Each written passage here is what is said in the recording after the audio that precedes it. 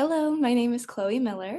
The first slide I'm going to be talking about is communication differences. I've got 4 bullet points here on conflict, individualism versus collectivism, slang terms, and business relations, and just kind of how those four pieces can cause a bit of miscommunication within the business field, specifically between the United States and the Netherlands and China. The second slide I'm going to be presenting is on how to avoid miscommunications. So I have just 4 short tips that I'm going to be touching on a little bit and how those can help avoid miscommunications within the workplace. Hi, my name is Laura Bajak. So, for my slides, I am going to talk about cultural intelligence when interfacing with people of different emotional and physical cues in the workplace. So, I'm going to give a little bit of background of what nonverbal communication is in the 4 different types of nonverbal communication. And then I'm going to go into nonverbal communication styles in Eastern China and go through those in the specifics that people need to understand when interfacing people from Eastern China. Thanks, Laura, for introducing myself. As Laura told you, I'm Olivia Piera, and I'm going to tell you how to build and maintain working relationships in a global and virtual way. So, developing connections on a personal level with clients and business associates can be much more challenging than doing it in person. So, the question is, how can you foster a relationship when you can look your clients in the eye and shake their hands? Developing a business framework that shows your users some TLC, tender loving care, is a great way to start. In the presentation, you can see 3 aspects that are very important. These are transparency, likability, and credibility. We will follow up with 4 great tips from a Harvard Business Review study. 1. Don't skip the personal things. It's still important for building trust in the context of building new relationships. 2. Use your networks. People you trust in your existing networks can introduce you or help you to evaluate potential partners. 3. Consider a trial with a new partner. And 4. Share expertise with trusted partners. So, in short, that's all I have to tell you. We hope you keep it in mind. And then my colleague Alicia will close this presentation. Thank you. Thank you, Olivia.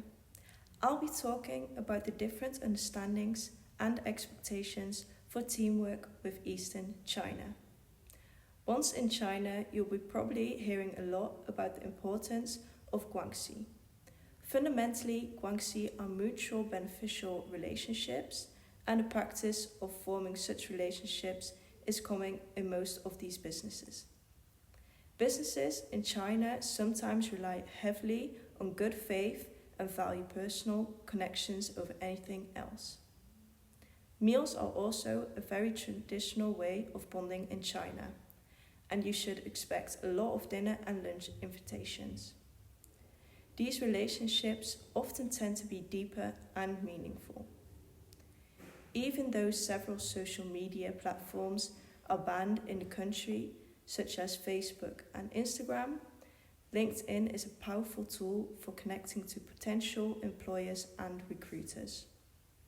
I would now like to pass you over to my colleague, Anna. Thank you, Alicia. Hi, my name is Anna, and I'm going to tell you something about the differences within the hierarchy between Western companies and Eastern China's companies. Many people in China believe that the disregard for hierarchical values is a root of Western problems. Chinese management typically follows a directive style, with senior managers giving instructions to their subordinates, who pass them down the chain of command. It's uncommon and disrespectful for subordinates to question their managers. Keep in mind that managers in China expect loyalty and obedience from their colleagues. In return, they are expected to take a holistic interest in their colleagues' well-being.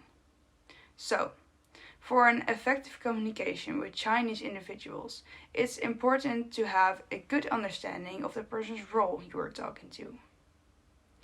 Chinese executives often have a strong sense of authority, which means you should correct or address them in a more cautious manner than regular employees. Now I would like to pass the word to Nate, who is going to talk about leaderships within China. Hi, my name is Nate Pohl. So on this screen, I would like to talk about how the leadership styles in Netherlands looks like, how they have more of a participative leadership style that emphasizes democracy and a low power distance, and how that contrasts with Chinese leadership styles, which is very much more family oriented with hierarchies and a high power distance.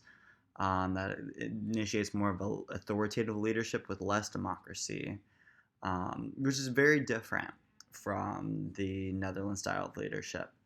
And this will summon to my actionable deliverable, which discusses with them to understand the Chinese culture and power structures, and when in Rome, to do as the Romans do, which means that when in China, you should try to do what their leadership style is, because they are very skeptical of Western ideas, particularly within their culture that is still very skeptical of the West in general.